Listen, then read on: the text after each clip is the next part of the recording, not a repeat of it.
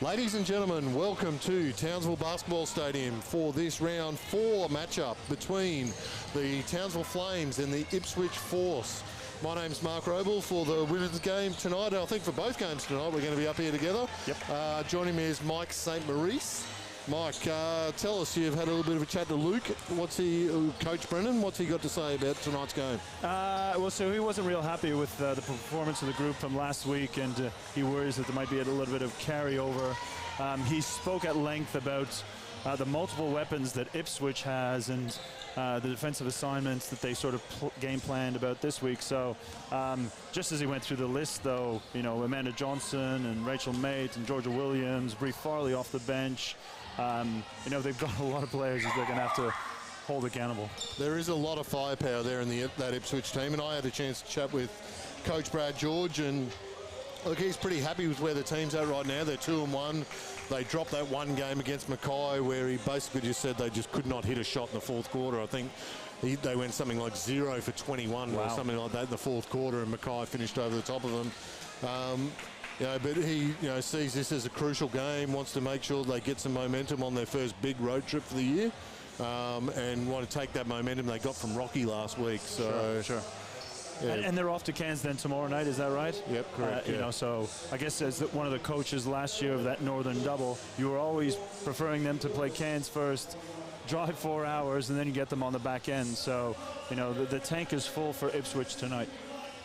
Yeah, look, and I think this matchup, it'll be interesting.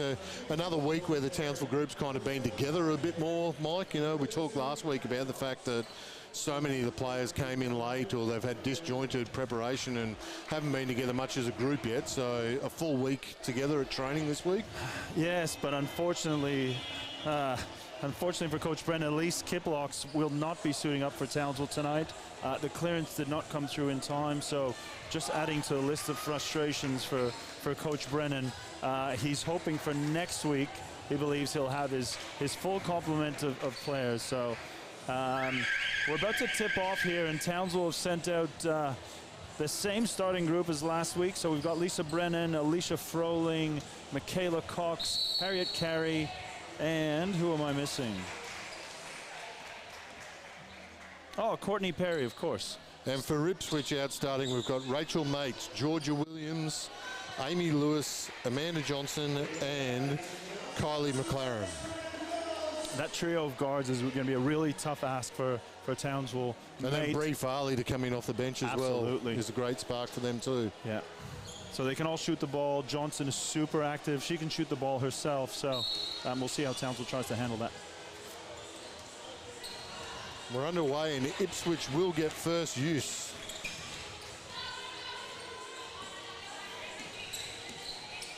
Looks like we've got Brennan that starts on Georgia Williams, a former Townsville player. A step back from Johnson. Over her hand. That one's good. And we talked a little bit about this last week, Mike. Michaela Cox is going to have a big burden again tonight. Probably, seeing close to 40 minutes again, we would think. Yep, expectations are high for her. She'll have to carry the burden offensively, one of the, if not the best shooter for the team. But she'll probably get a tough defensive matchup as well, and little time to rest on the bench. And Townsville find Perry in on that possession down on the deep seal. She is fouled and will go to the foul line. That first foul for the game called on Amanda Johnson. And Coach Brennan is the type that will keep going back to that to see if he can't get Johnson into foul trouble, if that's going to be the matchup. But I assume they got some kind of switch there off McLaren.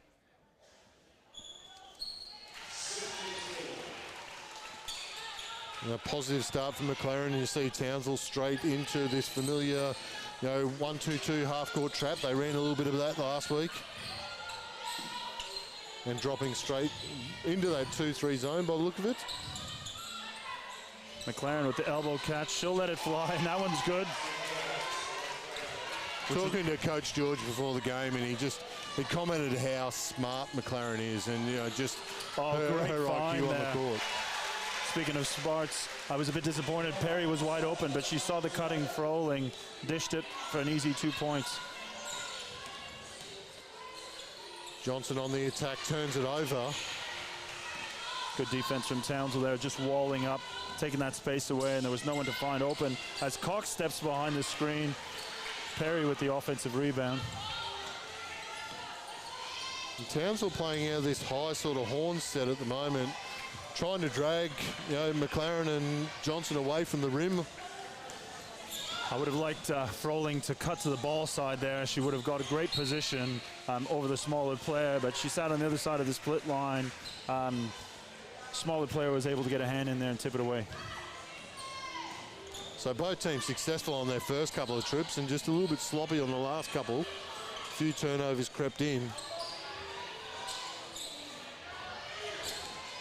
Oh, great offensive rebound from Froling, but Perry did a great job of occupying that weak side there. Open up the lane for Michaela Cox as Harriet Carey lets it fly for three. That might be the confidence boost she needs this week. 2 weeks ago was dynamic shooting. Last week a little bit dry, but knocking that first down shot down for her will be a big injection of confidence. Here's the post up from Williams. Oh, on Brennan, and she leans in, picks up the foul. Impressive from Williams, you know, the youngster, much smaller than Lisa Brennan, deciding she would post her up, and the confidence to draw the foul, and she'll head to the line shooting too.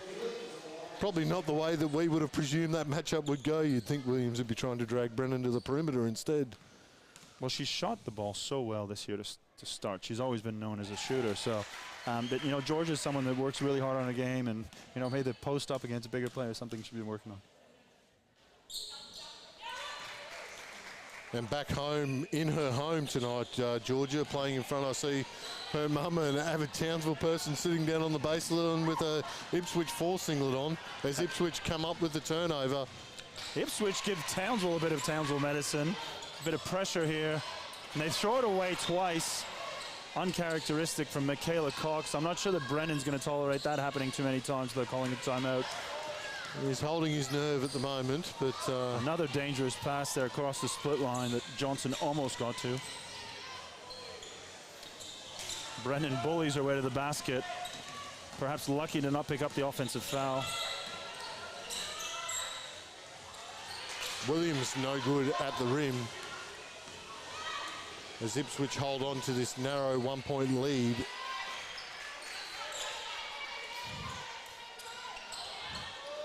There's the post up that we talked about, expecting down the other end, and Brennan can't convert.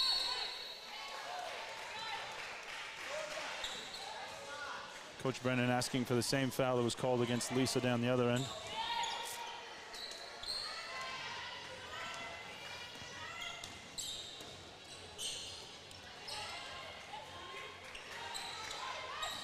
Ipswich, nice little duck in there by Lewis. Kick out to Williams for three. All but down. Cox comes up with the rebound. Yep, neither team really found a rhythm yet. Speaking of rhythm, Harriet Carey for three off the great skip pass find, and 2 from 2 for her now. This could get her going a little bit. Encouraging signs for her. I think, you know, she's motivated defensively by what she can provide offensively. She's a young player, a lot of confidence in what she can do on that side of the floor, and she just needs to be able to translate it both ways. Good vision by Ipswich there, seeing the switch on the screen, and Johnson just sealed up Cox. Carey has the little heat check, is no good. Oh, but Alicia quick hands from Alicia Froling. Nice job. And McLaren slow to get up and down the court. Perhaps bothered by an ankle or a knee injury, but it's a very much plodding up and down. And look, we saw McLaren do a good job during the WNBL season, being able to manage her body a little bit on limited minutes behind that all-star lineup that Canberra had, but Ipswich obviously have a far higher expectation for minutes. And like first game tonight, she's already looking a little bit hobbly. You know, a 4-hour road trip up to Cairns tomorrow. It'll be interesting to see how she gets up and down the floor back-to-back on a road trip like this. Yeah, and with the size that Courtney Parra offers for Townsville, Coach George is really going to need her to play some big minutes.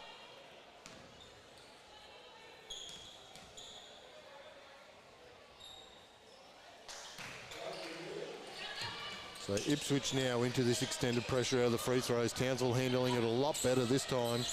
until the turnover from Perry, trying to find Carey on the dive. Ipswich very eager to get out and run. They'll take that early three. Johnson. Kick ahead to Froling. McLaren couldn't get back there and cover the sprinting Froling, so I assume that's going to be a matchup that if Brad George insists on playing her, the Townsville will have to find some way to exploit.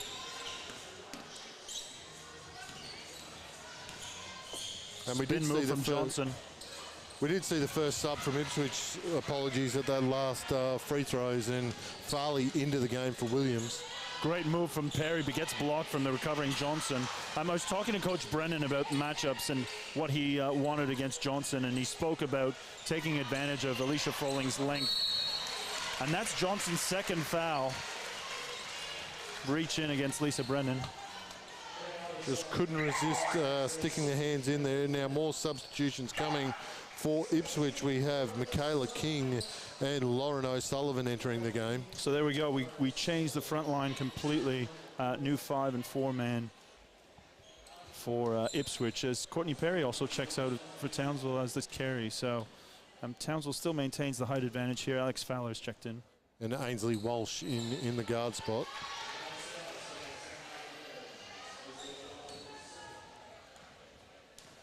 Neither team taking any major ascendancy through these early passages.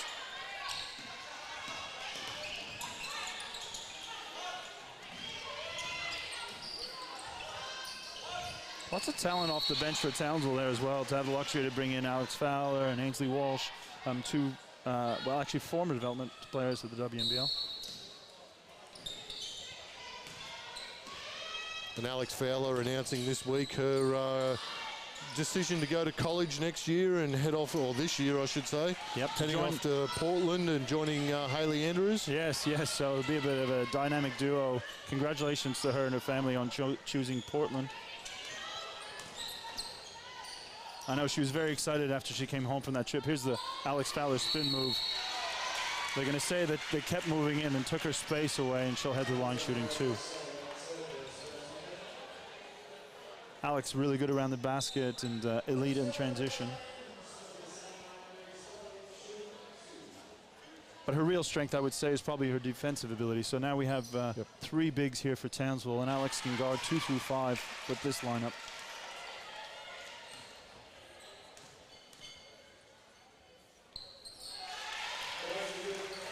Fowler extends the Townsville lead to 4 points. 4 minutes to go in the first quarter.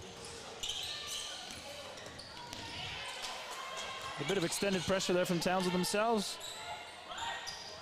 Oh, Fowler wasn't aware, and it came off her shoulder. There'd be Ipswich ball on the baseline with 13 seconds on the shot clock.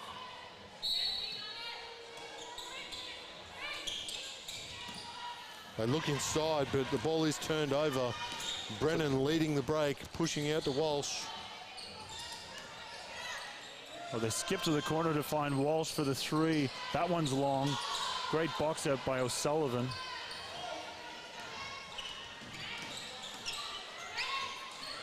A rare transition opportunity there for Coach Brennan, who talked about looking to find some easier baskets tonight. He found his group was quite plodding last week and didn't get out. Farley's no good over the heavily contested shot by Froling. The substitutions here, Williams back into the game for Ipswich, and Perry back in for Townsville. Some great minutes there from Froling, despite not impacting the score. I'm not sure if she got a shot up, but she did a great job. No, actually she did. She had a few duck-ins there, but impacting the game with her length, contesting everything. So good opportunity for her to get a break as Perry checks back in. Here's Fowler for 3. She parries it. I'm pretty sure that's a career first for Alex Fowler. Not known for her outside shooting ability, but funnily enough, when she does take that rare opportunity to get a shot up, she's not too bad from that spot. I know she was successful in some of the international basketball last year with the odd shot from the perimeter. And credit to Ipswich there. What a great set. Everyone kept moving the whole time. Defenders kept having to switch, and they finally found the shot they wanted. No good from Perry at the elbow there.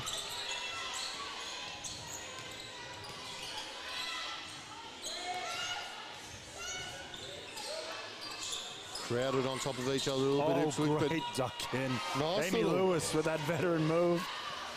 nice little set with a back screen there coming from Farley after the post entry. Just opened her right up. The communication for Townsville need to be better on that screening action. And Ipswich drop back to a zone here. Leave Cox to shoot the three. She's no good.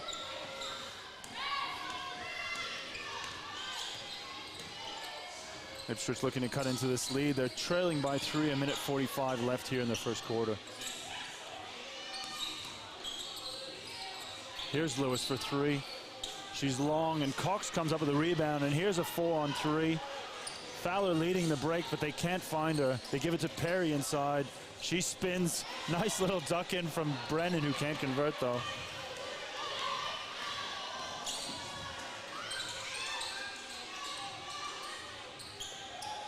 Brennan and Cox, who have played the whole first quarter here for Townsville.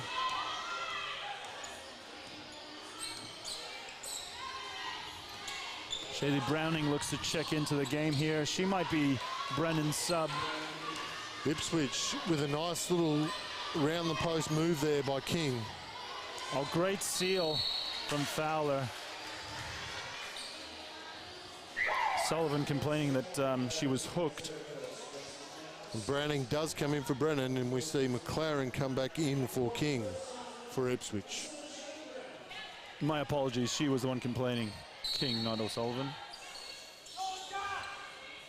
They find Cox wide open. Coach Brennan runs some really good baseline sets. Last week, wide open threes. Again, with some wide open threes tonight. And you might have heard in the microphone in the background, Coach George yelling at Georgia Williams there. Obviously, they had scouted that play, and she just missed the assignment. Well, it's one thing to know the play, but it's another thing to execute it. Bree Farley answers with 3 of her own.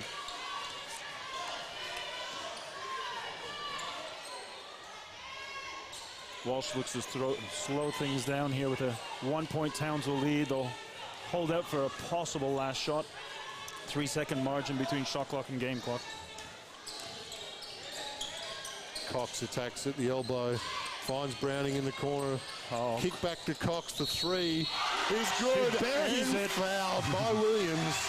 Opportunity for a 4-point play here for Michaela Cox. Coach George won't be happy with that. The young Browning who draws the double. They leave Cox a late closeout.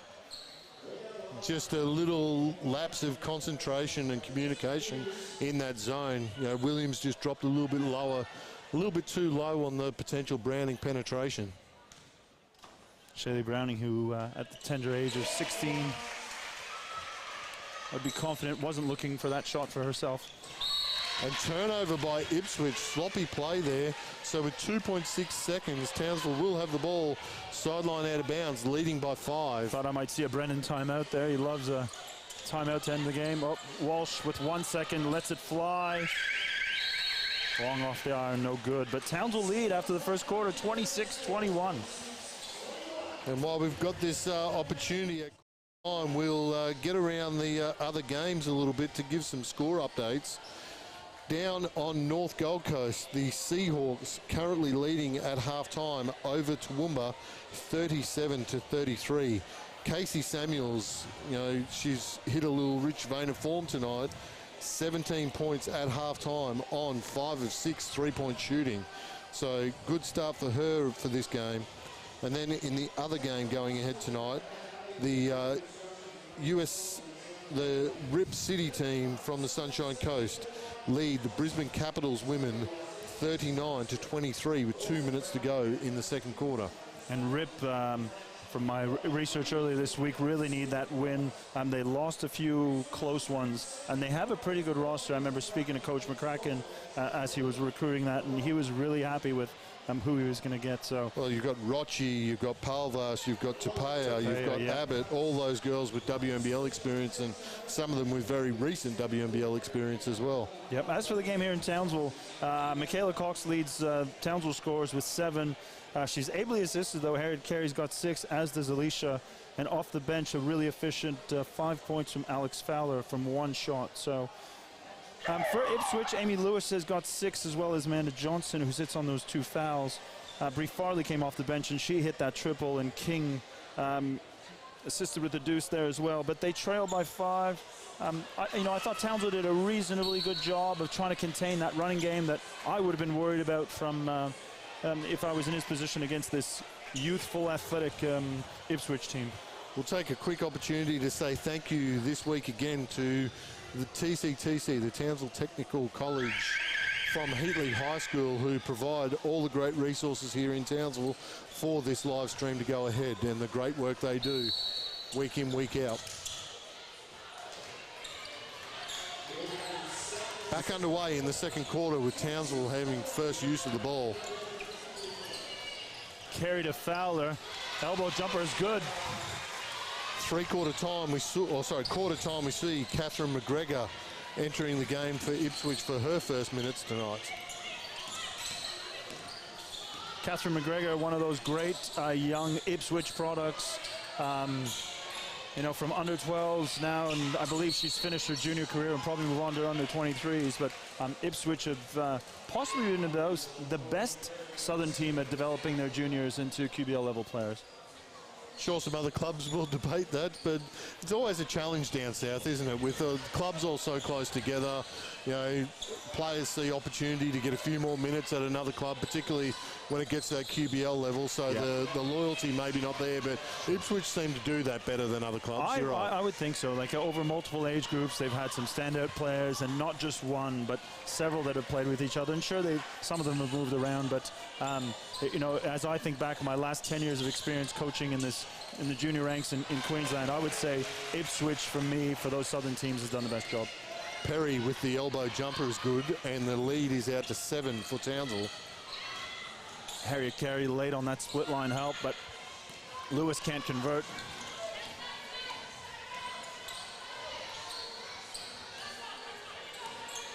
McLaren just dropping off and sagging, but coming across for the block. Substitution for Ipswich. McGregor back to the bench, and back in starting point guard, Rachel Mate. We haven't seen her yet, but Grace Ellis for Ipswich, another player that they pretty much developed and has been rewarded recently with a call up to an ADC for Australia. You talk about the scout there. They were so focused on getting out to Cox, they let Perry get on the backside of that out of bounds play, and she makes the easy 2 at the rim.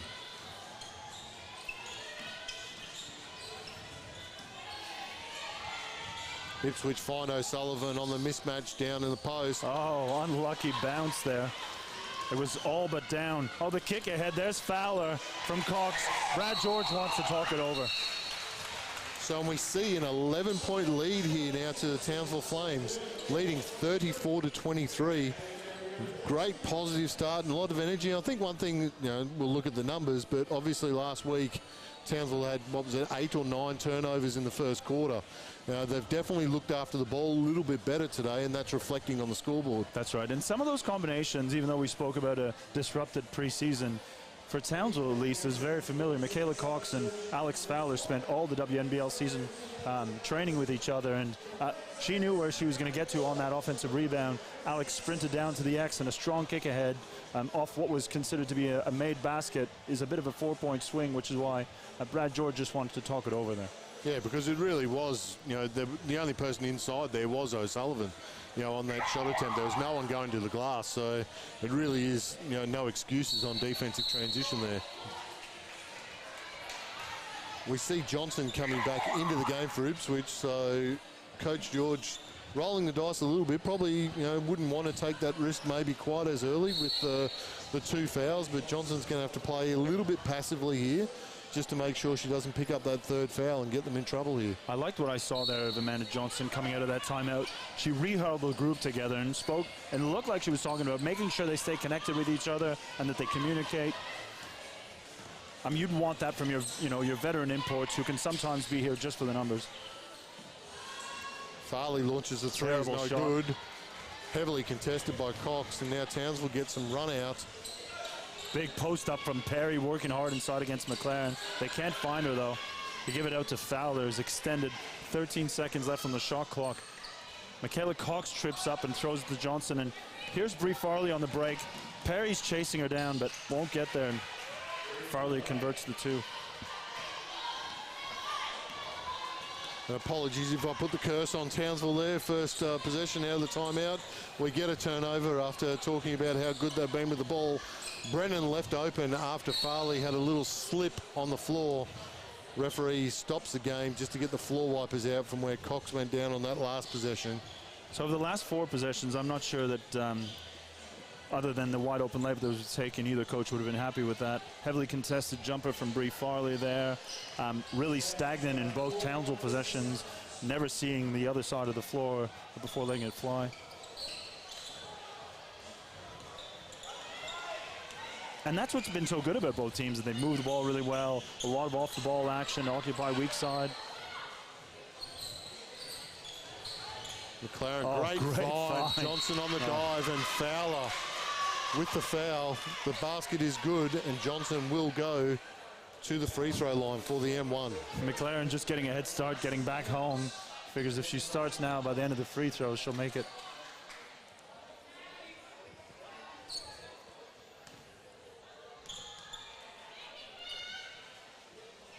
Awkward set shot from the shoulder there from Johnson, but it's good.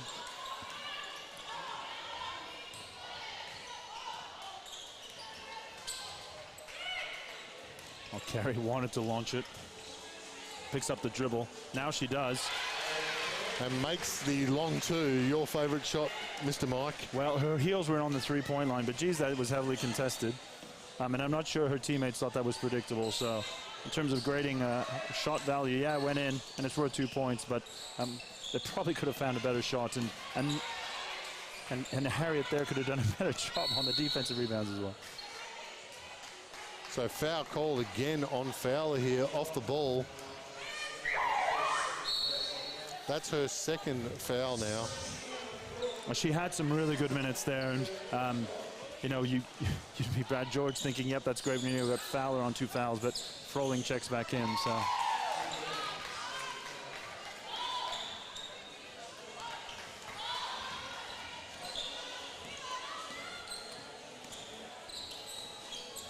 Cox trying to find Perry inside against McLaren.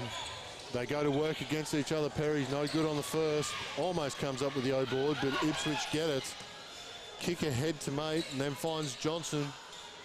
McLaren just over the half line now. Kick out for mate's Oh, no and good. that's going to be Johnson's. That's going to be her 3rd foul, and Brad George not really happy with that one. So that's going to lead to Grace Ellis getting her first minutes now, coming in to replace Johnson. Johnson, who wanted to play through that foul.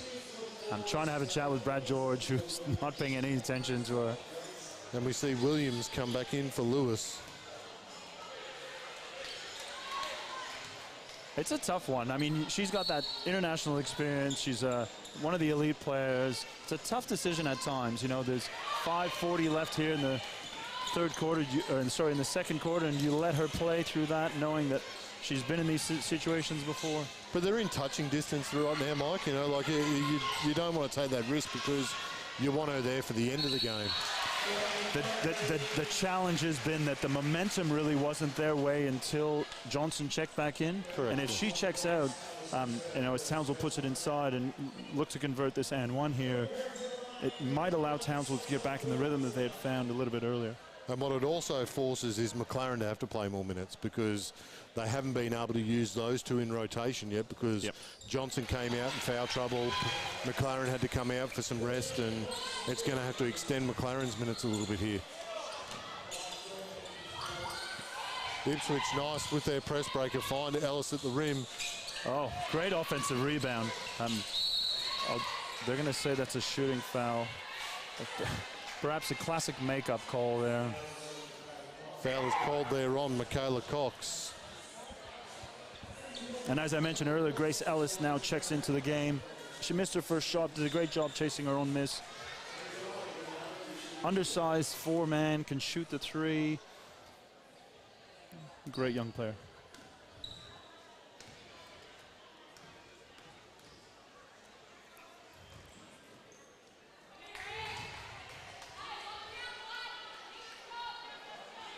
So Townsville with a currently 8-point lead. Farley looking to chew into this from the free throw line. And from the make, I'm assuming Ipswich press here, given their lineup, and they show a bit of a 2-2-1. And Kayla Cox quite savvy, finds Froling on the kickback. There's Walsh wide open. She turns down the open three. Then probably takes the rust one on the kick out where she probably should have shot the first one. Grace Alex with a great box head on Alicia Froling. Got low and drove her back about 2 meters. Again, that little speed cut off the post feed. Townsville was really going to have to be more reactive once that ball goes into the post. Well, looking really beaten by the speed cut there. Farley had McLaren in front of her. McLaren was out on the perimeter, made the dump into the post, and she just didn't have the foot speed to stay with her. The other end, we see Townsville at the rim make the basket. Foul was called on Grace Ellis, I believe. Some quick minutes there from Grace Ellis. Courtney Berry checks out. Alex Fowler with 2 fouls checks back in. So it'd be interesting to see if anything were to happen to her, how Coach Brennan handles that. Foul-wise, I mean. Townsville with that big lineup that was really successful earlier on. Extended in this press, they find Ipswich find Williams cutting through the middle just to release that pressure. Did a good job of using 8 seconds on the clock there. Ball finds the second side, and there's only 8 seconds here. Williams expected to create something. They find Mate behind that flare screen, shoots the three, but can't convert. There's Froling leading the break. Lots of local Townsville juniors on the floor for both teams. Oh, Brennan turns down the initial shot. Oh, great work on the glass from Walsh. And they're going to find Mate on the foul, I reckon. Yep, coming in sideways. Yeah, look, probably a 50-50 call there. Walsh coming in pretty hard. A little bit maybe unlucky from Mate coming sideways there, jumping after the ball. Brad George questioning the call there. And we would both be doing that as well. I know I definitely would have, yes. Perhaps even a little bit more passionately. And now another foul is called on Alex Fowler. That will be her 3rd foul, I believe. A legal screen called there. Coach Brennan straight back to Perry. Both coaches handling it the same way. Impact inside players. I'm not comfortable letting them play with 3 fouls in the first half. Well, look, you'd think Coach George, this is the game that he wants to make sure he gets. You know, you would presume he thinks tomorrow night might be a little bit easier based on results that have gone so far through the season. So he's trying to manage to get this win. A kick out to Brennan for 3. Can't convert. Karen's off the front of the rim and out of bounds. No good. Brennan's having a conversation with each other. I think Lisa a little bit gassed right now, asking for the sub, and won't happen this possession, but Carey is moving towards the score bench now. And with Lisa sort of coming back this season much fitter than last year, it does give him some flexibility with that front court to play her at the 4, to play her at the 3. And with Elise coming in, I assume next week once she gets her clearance, that'll be a ton of options for Coach Brennan to play that 3-4-5 rotation. Oh, there's Brennan. Brennan takes a swipe at McLaren, probably trying to get the foul there to... Looking for the substitution. As McLaren finds Williams. Williams knocks down the 3, and we see a timeout now for the Townsville Flames, leading 42-35. Townsville were in danger there, breaking away. Johnson picks up her 3rd foul. We talked about rhythm. They were going to go up by 8 on that free throw, and some 2 minutes later, the margin remains 7. So Townsville really haven't done anything with it, and Ipswich did a good job of weathering the storm without their stud. On the Gold Coast, the Seahawks now leading Toowoomba 43-35, 3 minutes into the second half. And on the Sunshine Coast, we have the Rip leading Brisbane Capitals 52-32 at halftime. Along with Elise Kiplocks being out tonight, there's another key player missing here tonight. Coach Foss. Coach Foss, where are you, Coach Foss? We miss you up here in the broadcast booth. Hopefully you're enjoying the call if you're watching somewhere out there. Well, I think he's out there on the road with the speed gun ruining people's Friday nights. So, Coach Foss, serving the community on a Friday night. We miss you out here at the stadium.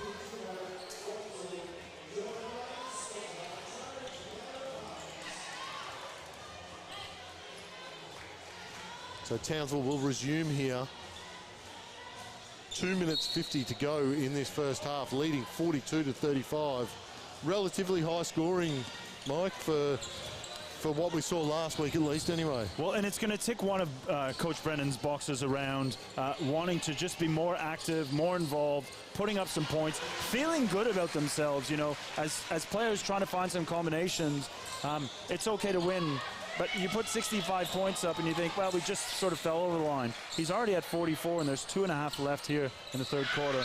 So we had a nice 2 for Townsville down the other end through Frolling, and then coming back the other way, Ainsley Walsh got cleaned up by McLennan on a terror screen. McLaren, sorry. That's all right.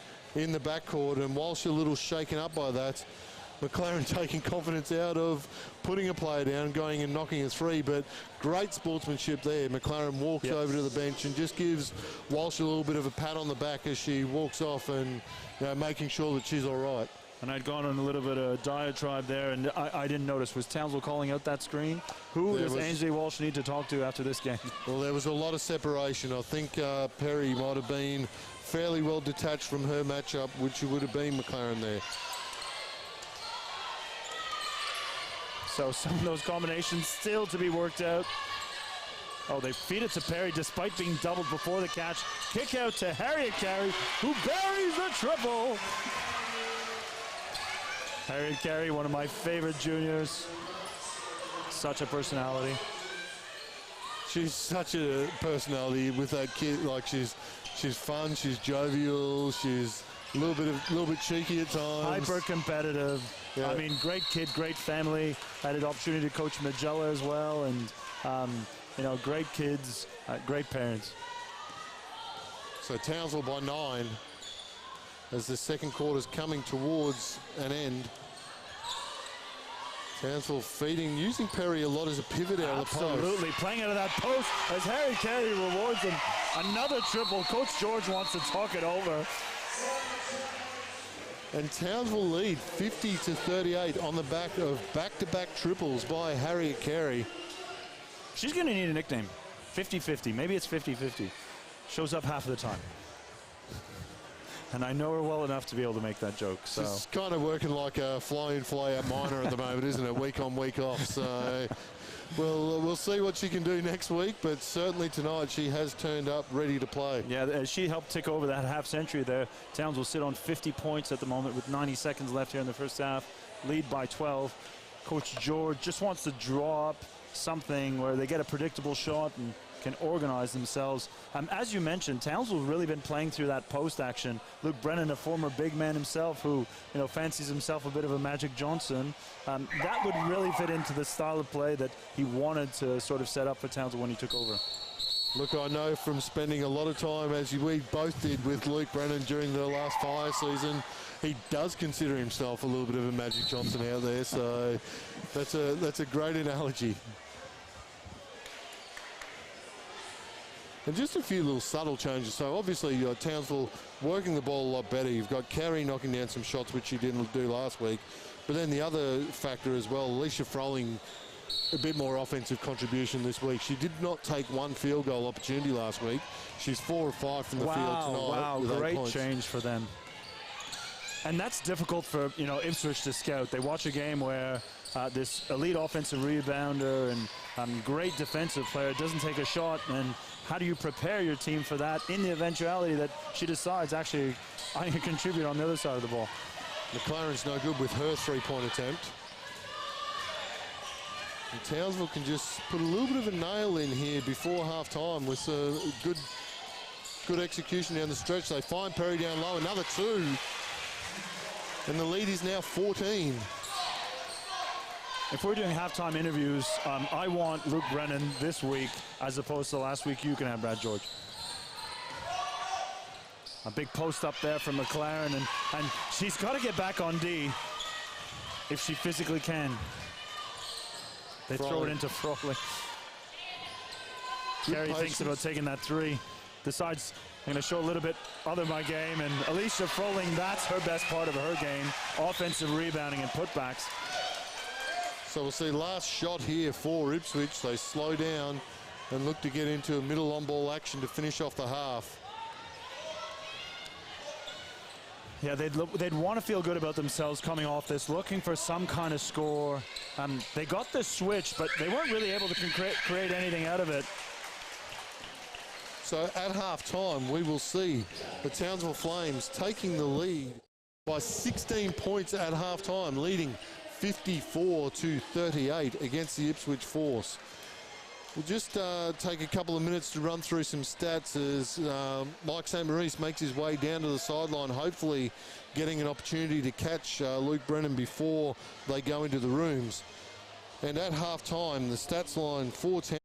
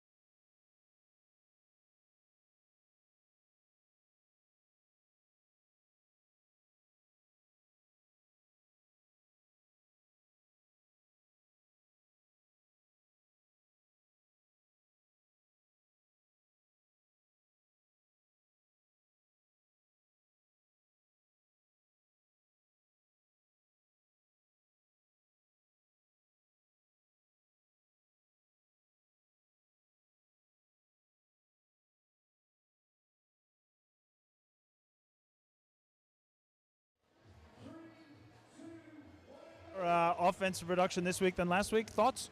Yep. I mean, it helped. Amanda Johnson was out for most of that half on 3 fouls, but yes, we're moving the ball a lot better. We knew they would probably pack it in a little bit and force us to shoot a few, and it's when Harriet Carey's doing that. Well, we were thinking about trying to find a nickname for Harriet Carey, and I was saying 50-50. You know, half the time she might show up, and it looks like this is the week that she shows up. And I made that joke knowing full well I know the family quite well, but she has been really good in the first half. Absolutely, and you would know her better than anyone, and I think you're entitled to make those calls with the nicknames. Some good production off the bench too. Alex Fowler came in, gave you some big minutes, and offensively, anyone else? Some changes actually maybe for the second half. What are you looking to do? Well, at the moment, more of the same. We're expecting probably more zone from them coming up. Their press seemed to work pretty well, so we've got to get our press breakers sorted. But Alex was excellent off the bench. She's a starter coming off the bench, so it's a credit to her how she plays. Great, thanks very much for your time. Thank you.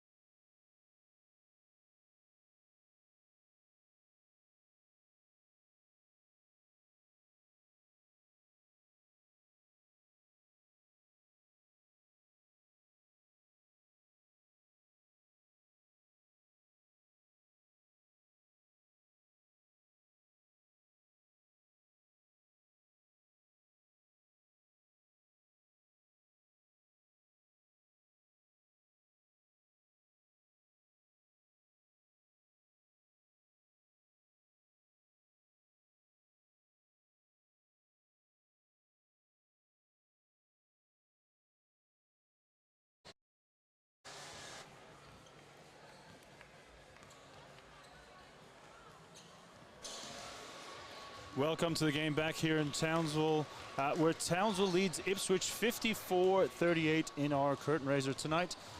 We have Mark Roble down with Coach Brad George. Obviously not what you expected in the first half. Definitely not. Like, it's not a good position to be in, but yeah, they're shooting the blots out at the moment. So. And look, Amanda Johnson sitting on the bench in foul troubles really hurt you. Yeah, her picking up that third at the start of the second there. We took a risk. She got a dumb foul on the offensive end, offensive bus, but yeah, she's only played 7 minutes, so that's it. And had the girls out pretty quick after half time, a little spray in there and get back out and refocus? Yeah, we spoke about at the start, they're not doing the scout. We said there's 2 shooters on the team, they're letting them get them off. We said you've got to put them on the floor, but they're just letting Harriet and Cox get over with it, just helping too far off on those 2 shooters. And yeah. And any significant change to the second half, what do you plan to do? No, they just need to step up on the defensive end. They're just getting bullied too much and not concentrating, and their focus isn't there at the moment, so they need to switch on. Good luck. Thanks, Brad.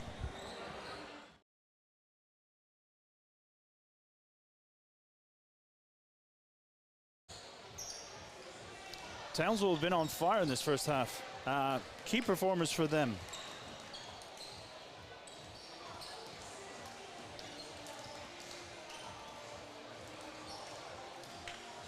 Have included Alicia Froling, who we really didn't mention all that much in the first half, but she's got 10 points and 7 rebounds. So last week, having not taken a field goal attempt, Alicia's really come alight here tonight. We mentioned Alex Fowler off the bench, who's been good. Harriet Carey, and someone else who we may not have given enough credit to is Michaela Cox. Michaela, who had to play that whole first half, she's on 7 points, 4 rebounds, and 3 assists, and asked to do a little bit of everything. As I welcome back Mark Roble. Mark, tell us about Brad George's thoughts there. So look, you're just not happy with their concentration levels, their ability to follow the scout. You know, he was quite critical of that stuff. You know, as soon as we went off air, he made the fly comment of, geez, they couldn't bloody hit a shot last week, but this week they're knocking everything down. So obviously he was expecting to be able to take that risk a little bit more from the perimeter, which hasn't worked out for him in the first half. And I guess that's the danger of just assuming that based on a one-week scout that teams are poor shooters. So Michaela Cox finished at the top of the three-point percentage and scoring last year in the QBL, has done it at a national and international level. Harriet Carey off the bench last year for the Townsville Flames, another 40% three-point shooter. So I guess the people who have been making shots have a reputation as people who can make shots. So, but you know, like I said, we're now round 4, round 5. So just based on single game scouts, it's really tough for coaches to do that type of stuff. And Ipswich coming back out with slightly changed. Oh no, they're coming back with their starting lineup from the start of the game. So Johnson is in there with those 3 fouls, and she'll need to be a little bit careful early. Williams, after a couple of those breakdowns defensively in the first half, given her opportunity to get back out and get some confidence going. And Townsville with their starting lineup as well as we kick off this third quarter. Rachel made out of that ball screen. McLaren gets hung up and they switch it. Harriet Carey getting posted up by McLaren inside. She flips it up. And Luke Brennan just communicating to his players. They've got to switch back after that switch goes. And they had ample opportunity to. The ball went, weak side. Turnover from Michaela Cox. Not the start that Coach Brennan would have wanted, as Ipswich pegged back an early 4 points. And Ipswich with a little bit of a gamble, double teaming Cox, which led to the turnover.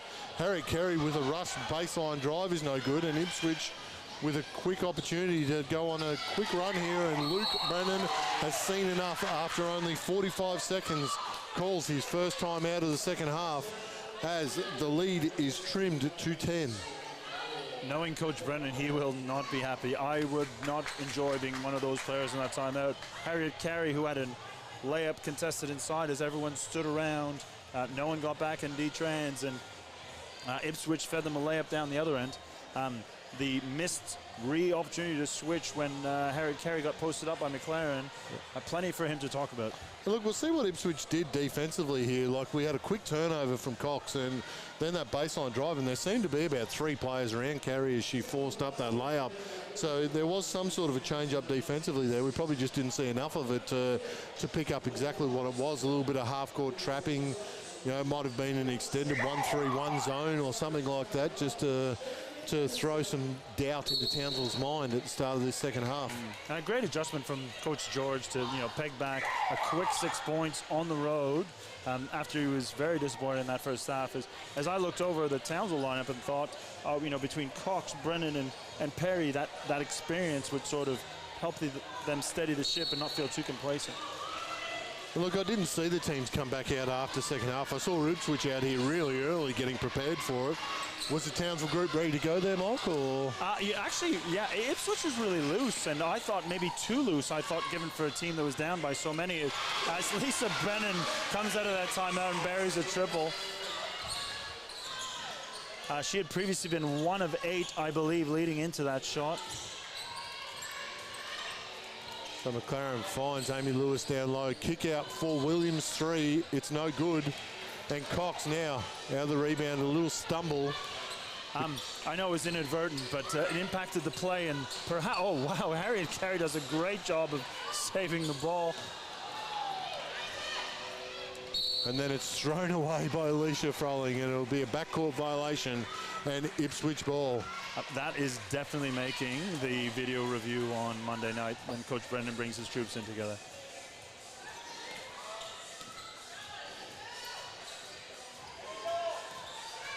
So Ipswich now running this set with the back screen from the guard for McLaren, trying to get her on the low post. Again, that speed cut, that, LA cut off the post feed. Yep. But I thought Townsville did a really good job of being much more active as the ball got fed in, them jumping off the ball and being in position to be able to deflect it. There's some problems here with the shot clock, which has gone to 00. Kylie Vovodin just wants to talk over the bench and decide on a number here. I think the number is 1. Mark Roval? We're watching here, and collaboration between the referees now.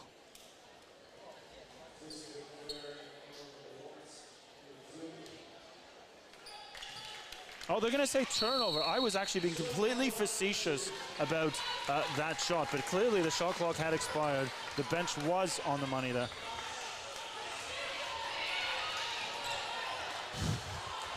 Townsville almost a little error there where Alicia Froling threw it into Michaela Cox while she was screaming a play call down their teammates and not even looking. Explosive move from Carey there. Unlucky to not get the foul called as well, given what happened down the other end. It was probably predicted, but really explosive move from her. And Townsville's back up by 15, and a discontinued dribble there off this double drag screen where Townsville has to switch it. Baseline rip from Lewis. She converts. Brennan just a little bit late on her rotation there and just gave Lewis a tiny bit too much space to make that layup as Brennan launches the 3 at the other end. That's two in a row. Brad George shaking his head going, that wasn't on the scout. That was not on the scout. Ipswich staying with these high screens. They find Johnson open for 3. It's no good, but Amy Lewis, such a valuable veteran player for that team. Yep. She just generated 4 points for them. Outworked Michaela Cox. Did a good job of setting her up, and they're going to call a blocking, moving screen there on. Foul is called on Alicia Froling there. Didn't see it. I was paying attention to the throwback, so. Yeah, look, it seems to be a favourite call of the Townsville referees at times. They do love calling an illegal screen on the on-ball screen. Yep. Townsville now seems happy to be able to switch everything, and Cox does a great job of working her way through the screen. And there was a double closeout. A great job from Johnson to find the open shooter. That's the veteran move there of not settling for the elbow jumper, recognizing she drew the double and kicking out to a great shooter. And Williams knocks down that 3 from probably a spot that she's made 1,000 threes over her junior career here. So earlier I spoke about the great development that the South had done and said, second best in Queensland. Because of course I meant Townsville in the last 10 years have undoubtedly done the best job of developing junior women basketball players. And completely unbiased about that opinion. McLaren launches the three, and it's good over Perry's hand. And Ipswich just hanging around here. They made that little run to start off, and now the game's just back and forth a little bit, trading baskets. Townsville's still in a comfortable position, though. They are up 10. Here's Cox off the left hand. It's going to be off her knee and out of bounds. Good energy off the Ipswich bench there, cheering their teammates on.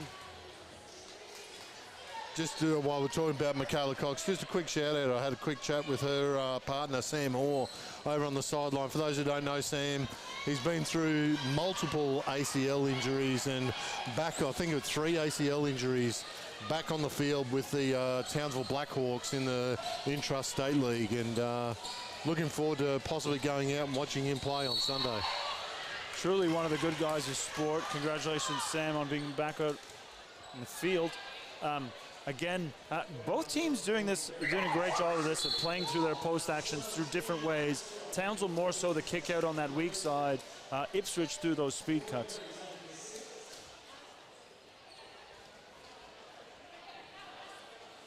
And Johnson will head to the line now to try and get this lead back to single digits.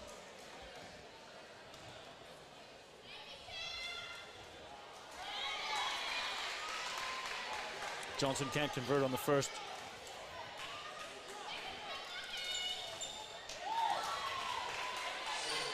Makes the second, though, and it does cut the lead to 9.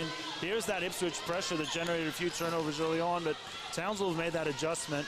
Here's Carey from the corner in transition. Oh, and can't bury it. Oh, great put back from Alicia Froling with confidence. Look, that's a great perimeter shot from Harriet Carey, seeing that she's got one of the best offensive rebounders in the league on the weak side. And the second best possibly with Alex Fowler and Alicia Froling. Weak side rebounding out of a corner 3. You'd be really happy with that in terms of shot selection, as Amanda Johnson takes a really poor shot there over length. And here's Alex Fowler catching the ball. They don't let her land, and Georgia Williams will pick up her foul. That'll be Williams' second foul.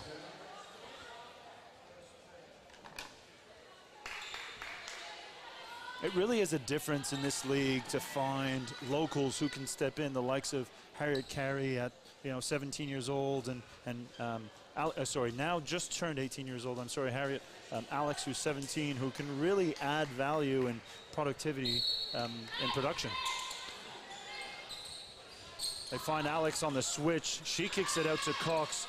Doesn't take the 3 off the left hand. She probes inside. Froling darts in. They can't find her. Here's a shot from Fowler, and she buries the jumper. And Townsville just get that lead back out to 13 now.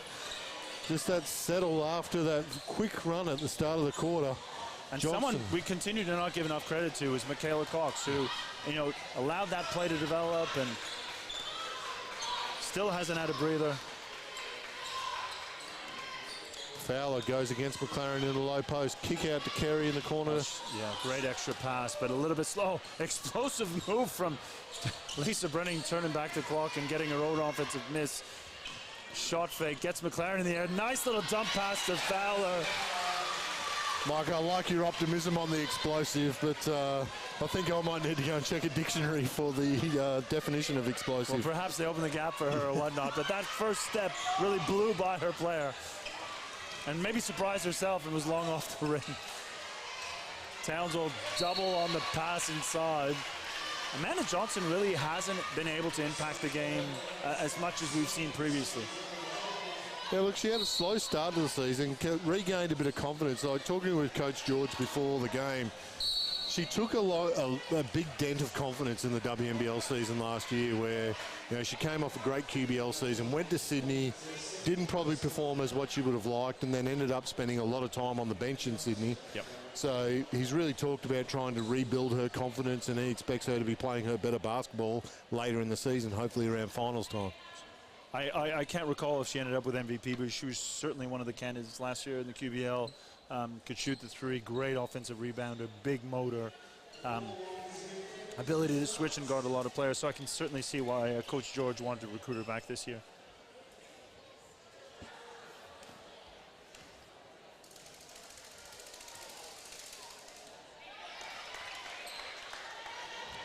As Amanda buries the first. And the second one rattles out. I think my Canadian accent really came through. It did come out there. Out. Yes. Oh. So Froling and Johnson in a little bit of a wrestle off the ball to get after the loose ball there. Nothing called by the refs. Alicia Froling lucky to not offensive foul. Oh, here's Harry Carey. Called for the travel. Just lost a little bit of balance after coming to that jump stop. Thought she got away with it, but David and the experienced referee from the trail making that call. We haven't seen too many lineup changes here from Townsville, and there's 3 minutes 30 left here in the third quarter.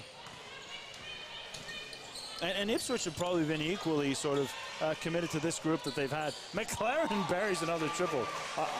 Clearly an underrated aspect of her game that we didn't see in the WNBL season.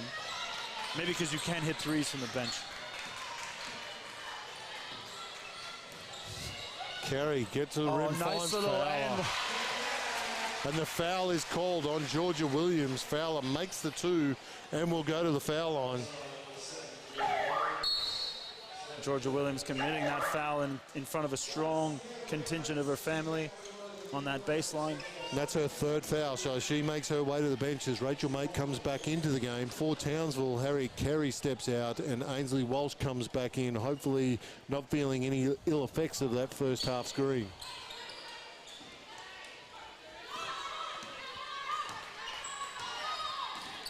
Rachel Mate assumes point guard responsibility here as Amy Lewis off the left-hand explosive move.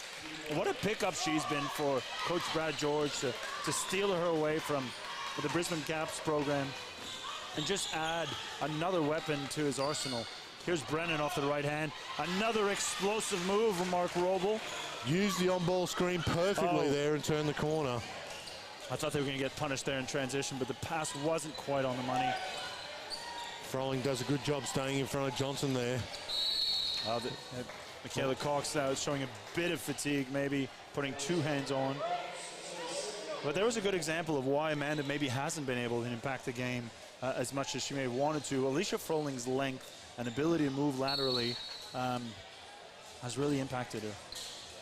Coach George canceling his timeout coming out of that baseline play. They double Johnson. Oh. Foul is called on Froling and Johnson will go back to the foul line here. A bit unlucky there. I thought Froling probably had good position, had good length. I thought Johnson's the one who created the contact. That's Froling's third foul. Hey Mike, we talked a little bit about rotations before with with the Ipswich team and whether they roll the dice with Johnson. Up 13, 2 minutes to go in the third quarter. Do you steal 2 minutes rest for Michaela Cox here? Well, we just finished talking about, a bit of a two hands in foul, but with this lead, I'm thinking no. There is no natural backup for Michaela on this roster. They really rely on her to play that point guard spot, and as much experience as Ainsley might have, it still pales in comparison to what Michaela might offer you, so I wouldn't. Brennan launches a three, it's no good. Last year, there was a bit more roster flexibility. We had Haley Andrews around. We had Mila Goodchild, some, talented, certainly combo guards who had that skill set to be able to organize us when we were in these situations. But I don't think Coach Brennan has that luxury this year. Johnson wheels and deals in the low post over Fowler and makes the two. Back to a 10-point margin now, the way of Townsville. It's been a great game. I came into the season looking at Ipswich's roster and thinking, wow, what a contender.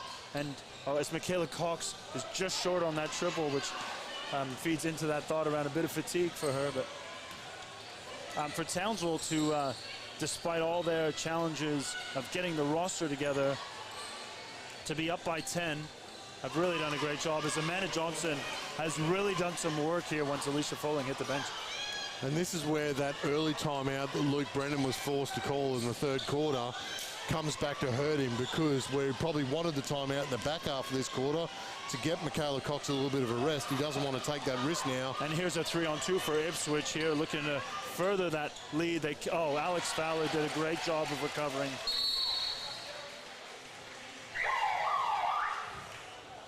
But you're right. Yeah. So that quick 6-point run that Ipswich showed, Luke Brennan had to take that timeout, and now he's in a position where he can't afford to take a second one, leaving himself with a single timeout. And I guess this also comes back to the discussion we had. Michaela Cox is such an integral part of this group that you have to rely on her to be that floor general, to organize you, to settle you down, to help you get into predictable shots. Look, I know 40 seconds doesn't sound like a lot either, but you see Ainsley Walsh has gone back to carry here. Do you get Cox off just for 40 seconds more, just to get that tiny bit more rest for her? She takes the handoff and can't convert on the shot. Alex Fowler chases it down and bounces it off Rachel Mate's leg. I mean, when we talk about elite offensive rebounding, that's a good example. She generated an extra possession where she had clearly no position as Ainsley Walsh buries the triple from that possession. I've been an unconditional, unrepentant Alex Fowler foul, and you know, she should get an assist for that.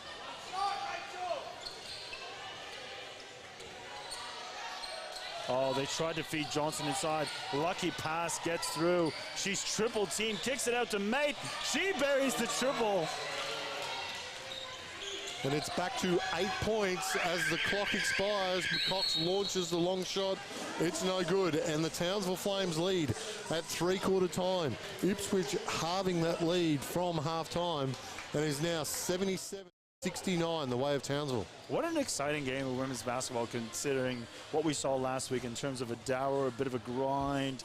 You know, people really forced to sort of manufacture points. And tonight we've seen a lot more free-flowing. Maybe, you know, as we get into the early parts of the season, those combinations that have continued to develop, teams make runs, and I just found it to be a really, you know, entertaining first three quarters. We'll do some checks from some other scores at three-quarter time here. It is full-time on the Gold Coast, and the North Gold Coast Seahawks take the win over Toowoomba 82-64. Casey Samuels, leading scorer there with 25 points for the Seahawks. And for Toowoomba, King had 21, Brown 18, and Skinner 15. On the Sunshine Coast, other end of Brisbane, we've got the USC Rip. They lead with 4.5 minutes to go over the Brisbane Capitals women, 73-48. And as I look over the stats from this game, I've noticed how much, you know, Ipswich has managed to explode this quarter. They're up to 31 points for that quarter alone, 21 in the first, 17 in that second quarter. They really showed, you know, the depth that they have, and you know, the amount of talent they have to be able to manufacture those points. For Townsville, Harry Carey continues to lead all scorers with 16, but Alex Fowler off the bench is perfect, 6 of 6 for 15 points. For Ipswich, McLaren, despite her inability to really get up and down the floor, has really done a sensational job. She's knocked down big threes, and then late in that quarter you saw Johnson just taking over inside. So did Townsville take, like, I know that I think it was Mate hit that three from the corner on that last possession, but Townsville will have to now take that risk and chock it in a little bit around Johnson and get her to kick out, or at least double team, so she can't go to work. And I think, you know, Johnson did a good job, because we saw that triple team late in the quarter where Johnson's just shown the ability to recognize when she can create opportunities for her teammates, as Perry goes with the left hand and can't convert. She's done a really good job of manufacturing points for others when she can't for herself. Here's Johnson on Fowler. What an exciting matchup that is, but they decide to give it up. They come off the pin down elevator action. Amy Lewis can't convert, and Alex Fowler comes up with the rebound.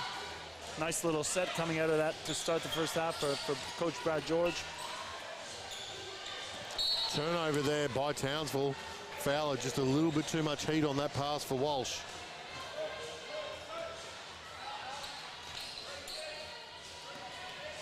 Lisa Brennan here guarding Bree Farley, and I'm wondering if that's an opportunity for that Ipswich will try to take advantage of.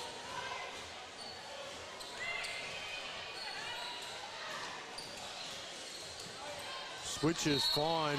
Johnson with the deep seal on Brennan. She goes to work, makes the basket. And that was just, Ipswich took really good advantage there of when Lewis came off the curl out, Brennan switched with Fowler and Johnson just ducked straight down on Brennan. Yep. Got a great seal in front, and Townsville might need to rethink that defensive scheme. You'd think, though, Lisa Brennan should be able to handle that, that post-up scenario where she wouldn't concede so much ground and maybe push back on Johnson and not let that deep catch occur. She just got caught deep early, and that was the factor. It's a 5-point game here. 9 minutes left here to go in the fourth quarter. Here's Perry. She goes off, kicks it out to Cox. 3 seconds left on the shot clock. Brennan off the right hand, throws it up, can't convert. 2-possession game here. Here's Mate on the run. And Townsville need to find a way to get Perry back involved in this game. She hasn't really had too much influence in this second half yet. Ipswich have done a good job slowing her down as well. Townsville managed to control. They feed it to Fowler. She gets double teamed. Brennan on the trail, can't convert. Fowler offensive rebound. She can't convert. Walsh decides she doesn't want to shoot it until she steps it back a few meters. And Brennan tips it out of bounds. Missed opportunity there for Townsville. Several number opportunities. Harriet Carey coming back into the game for Townsville. What about Vinny the Microwave? Harriet the Microwave Carey. Harkening back to those old Detroit Piston days. Harriet with that similar mentality.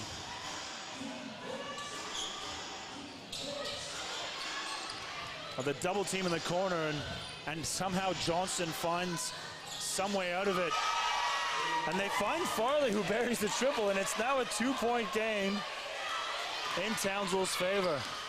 Here's Brennan off the right hand, kicks it to Carey. Corner three's good. Harriet the Microwave Carey. Interesting timeout here from Coach Brad George, who had seemingly all the momentum until one 3-pointer. Mark Roble, your thoughts on that timeout from Ipswich? Well, Mike, you looked at me straight away and probably saw the grimaces on my face. Not sure I would have called that at that point. There was, look, is it to give McLaren a little second to get a little bit of break? I noticed she's actually not there at the bench right now. So, but that was 5 great possessions for Ipswich, 1 good possession for Townsville. Yeah. Coach Brennan's got to be happy with that, receiving that timeout. He would have wanted to be talking to his troops. It's a freebie, really, for him. Absolutely. Yeah. Like we talked early on around that value of he had to call an early one. He couldn't stop momentum late in that third quarter. Here he is early in the fourth quarter looking for an opportunity to talk to his group, and Brad George just delivered that to him. But what do we know? Let's see what happens. Look, I don't want to be too critical of some of the players here, but is Brennan perhaps forcing a little bit too much right now? She's got 17 shots for Townsville, 6 more than anyone else on the team. And is that a function of maybe hearing Coach Brennan's frustration around not receiving the import that he's recruited, knowing that she'd be arriving this week at that position, and maybe her thinking, I need to give him a little bit more, and putting a little bit more pressure on herself to say, I've been around, I know how to get this done. As Brennan launches a 3, it's no good, but Fowler comes Fowler up. keeps up. Oh, here's a well-contested 3-point shot from Michaela Cox as Lisa Brennan tries to dive and save it.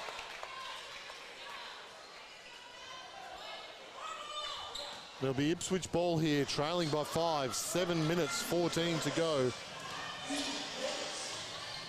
Michaela Cox trailing in play, looking for an opportunity to maybe rest herself. As Johnson launches a quick 3, which is no good. And Townsville now slow down and use a little bit of the clock.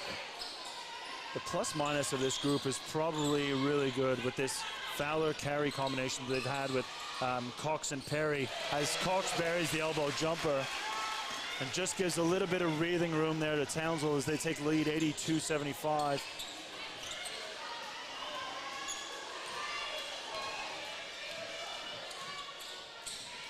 Out of that turnouts They really didn't develop any. Farley looks to create for herself, but she had to drive through a lot of traffic that was inside. And a crucial next probably 2-3 minutes that could dictate this game, Mike. If Townsville find a little break here, it could almost nail that lead down for them. But Ipswich get this win over the next 2-3 minutes, you'd almost put them as favourites to win the game. Oh, Harriet Carey. That was ambitious. Alex Fowler again, offensive rebound. Kick it out to referee John. Can't remember his name right now because that was a really bad pass. And shot clock violation there by Townsville. Fowler just did not recognise the shot clock expiring as she got that offensive rebound. She probably just needed to put it back up with the left hand, get her up over in the glass, and even just give herself another chance to get another offensive rebound. Little deflection there by Cox. Ball out of bounds, and we see Froling coming back in for Perry.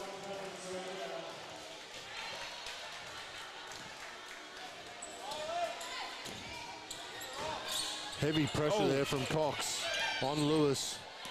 They switch and switch back. Another and switch again, there. Wow, what a big shot from Lewis. Lewis a long two over a heavily contested shot by Froling. You probably live with that knowing the level of experience that she has in the moment. A veteran player saying, look, I trust you to make good decisions, but you better knock that down. Here's Cox, left hand. Gets bothered by Johnson. That's Johnson's fourth. Yeah, look, turn the corner there. Johnson was forced into a little bit of a hedge. They got isolated a little bit. The guard didn't get through. And Cox took advantage of that and just attacked the hip to draw that foul. And this time, Coach George is just going to have to trust Amanda Johnson to be able to play this out, and get as much production as she can, and hope that she doesn't foul out. And referees in this situation probably understand that scenario as well, and probably will give her the benefit of the doubt. I'm sure this is never talked about amongst themselves, but this is the way things normally work out. I tend to think it is talked a little bit about themselves, unfortunately, Mike, but yes.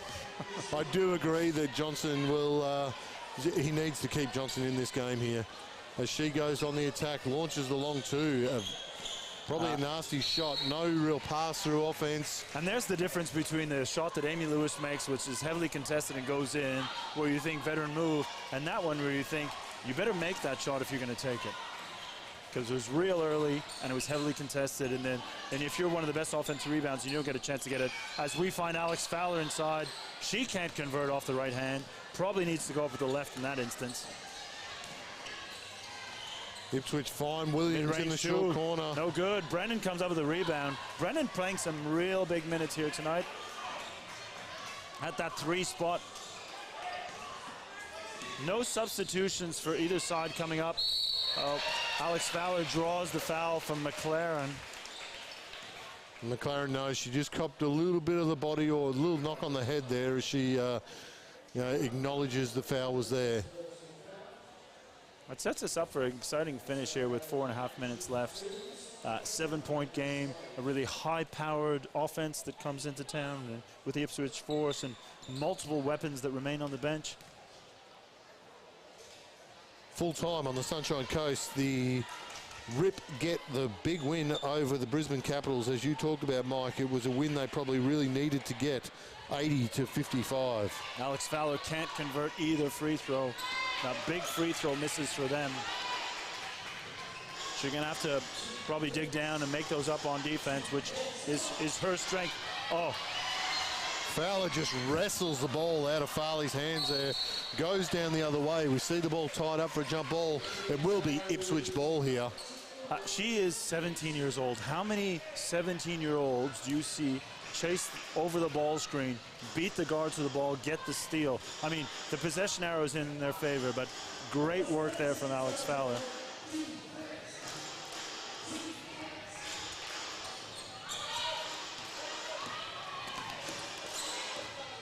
Ipswich through Lewis finds Farley on the wing.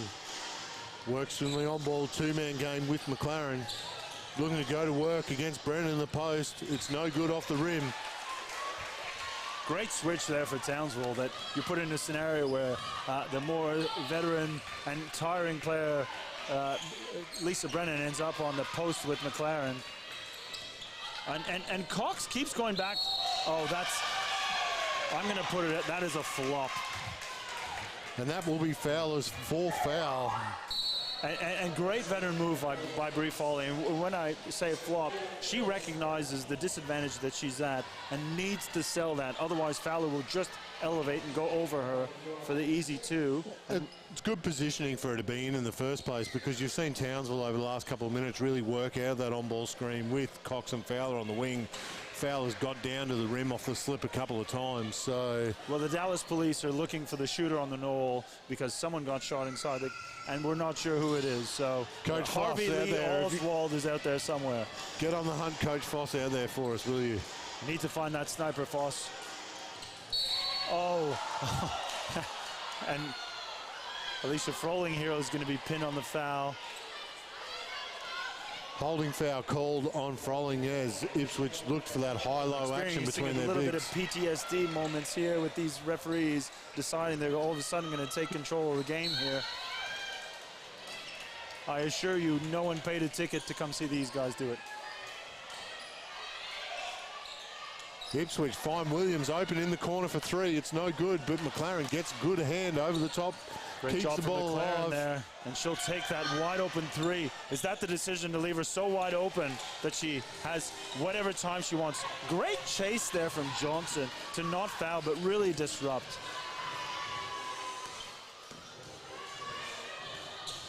Three minutes to go here. Townsville just slowing down on offense a bit, trying to chew some clock. Not so explosive there off the right hand. She's just bullying her way. Oh. Talking of bullying, just throws Cox away on that rebounding contest, but then loose pass by Ipswich. Kerry gets the steal and then foul by Mates. And let's hope that just settles the sloppy minute 30 that we've seen here of basketball after a great display of women's basketball. 2 minutes 56 to go here. Townsville Flames lead 84-77.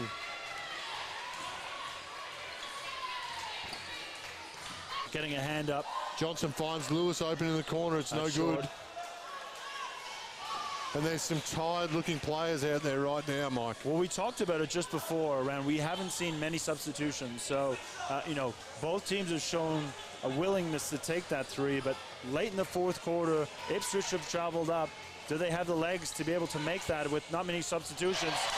Someone who never tires. Michaela Cox knocks down a massive 3 to take the lead back to 10 for Townsville. Johnson tries to answer down the other end, but it's no good, and Carey comes up with the rebound. You see this a fair bit in the men's game, a bit about that hero ball, and you know, if you come off and you make those shots, you are a hero. But if you don't, in this scenario, I mean, I understand the urgency to get, you know, the margin back in control, but you're not playing a rookie point guard. Carey open in the corner. It's no good for her 3, but took plenty of time out of the shot clock there. Veteran point guard play there by Michaela Cox. Ipswich on the rush now. Feed it to McLaren. She's got Fowler isolated in the low block. Goes to the right-hand hook. Is no good.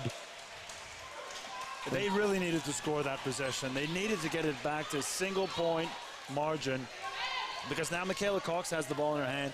There's a minute 10 left on the clock. They're up by 10. There is no sense of urgency, and Georgia Williams is going to be pinged with a tripping foul there. Fowler come down hard, face first after that trip, and took Johnson down in the corner with her. Fowler looks okay as she hops up, and Ipswich roll through some subs here. Amy Lewis and Amanda Johnson coming to the bench. Wow. Is that the white towel thrown in with minute 7 to go, down by 10? Those are your 2 big recruits, right? So those are the players you rely on and crunch time. You're down by 10 on the road. You'd want to think you're still in touch. One more possession, maybe, you know? It seems if they get early a stop and a good score. It seems early to me. I mean, Fowler just missed her previous 2 free throws on that one. Unless he plans to rest them just on the bench for the chance to sit down and send them back, but it doesn't look like the plan. Well, he can't do that. It's got to be a complete play phase, so he'd need to wait until the next whistle after this. I'm a bit surprised, but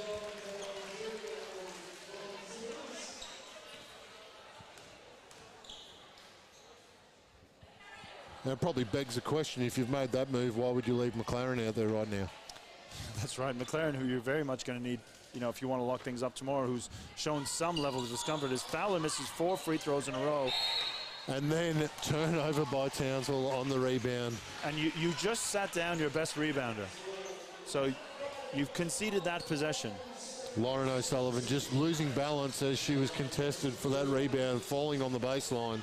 And it'll be Townsville ball now, up 10, a minute 5 to go. They find Fowler in the inbounds, and, you know, she's savvy enough to know they don't need points right now. They just need to take control. Here's Brennan, wide open 3. Can't bury it. Harry Carey's just got to stay matched up here. Townsville very much in control then at this point. Happy to switch off, make Ipswich use as much clock as possible. No fouls, no threes. Georgia Williams, nice crossover there to get past Fowler. And we see a timeout called here with 35 seconds to go. Ipswich ball on the baseline. Timeout called by Coach George from Ipswich. Perhaps this is Coach George's opportunity to put those players back in, but I doubt it. At this point, 35 seconds, 10 points. He'd need a bit of a miracle play here. And Townsville showed that they could handle that pressure after a couple of initial turnovers. So there wouldn't be much confidence in that group to be able to generate a turnover off of a made basket here. So team contributions from Townsville tonight. You've got 6 players in double figures. You've got Fowler with 15, Perry with 11, Carey with 19, Cox 11, Frolling with 12, and Brennan with 13. Mike, who's your MVP for Townsville tonight? Look, there have been so many, but I think I've heard her name called out several times tonight in crucial possessions, and my MVP would be Alex Fowler. I think she did a great job coming off the bench. They were able to weather the storm. She showed an ability to really contain. That being said, Alicia Froling's contributions were significant. Michaela Cox's are understated. And Harriet Carey's ability to really force Ipswich to change their game plan because of the three-point shooting is a contender as well. So certainly a tough decision. Look, as good as all those players have been, Mike, I've got Michaela Cox down there tonight. You know, playing 40 minutes in the point guard spot, only 3 turnovers against some quality guards for Ipswich. And then you've seen her experience in this last quarter when they've got that margin out, just taking air out of the ball, working out of the on-ball on the wings and finding those bigs on the dives.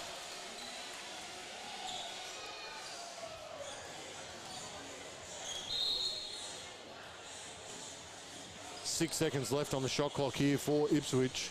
Yep, and we look on the floor, and I guess one of these things that gives me a lot of pride, Michaela Cox, who's now a naturalized Townsvillian, but the other 4, born and bred here, developed, you know, a great generation of Townsville women's basketball players on the floor when it matters. So back to my earlier point around who's been doing the best job of developing young women basketball players, Townsville has.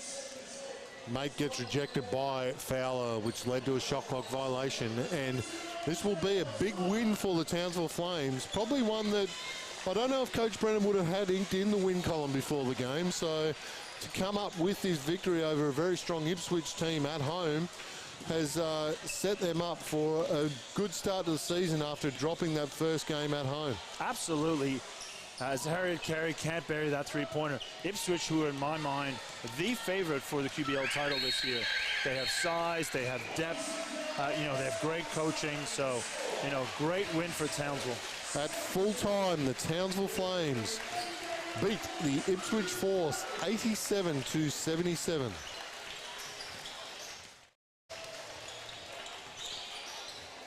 Just recapping those scores from the other games tonight around the league. We had the North Gold Coast Seahawks take the win over the Toowoomba Mountaineers 82-64. And on the Sunshine Coast, the Rip getting a big win over the Brisbane Capitals 80-55. We will take a break here from Townsville Stadium and be back in around about 20 minutes for coverage of the round 4 men's match between the Townsville Heat and the Ipswich Force.